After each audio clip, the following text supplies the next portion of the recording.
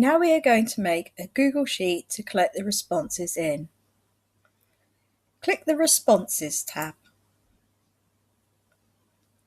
Click the green icon to create spreadsheet. We're going to leave it on Create a New Spreadsheet.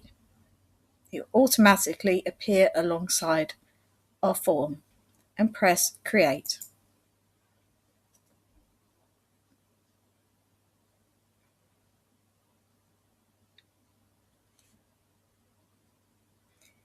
As we fill in the form, column titles will begin to appear inside the sheet. If we go back to Google Drive, you will now see that the sheet has appeared alongside our form. For this next part, we're going to theme our form. Select the colour palette. You can choose the colours.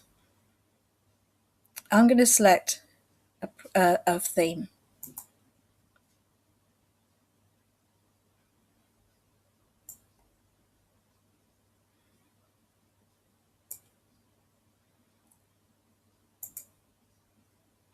I've selected my theme and press Select.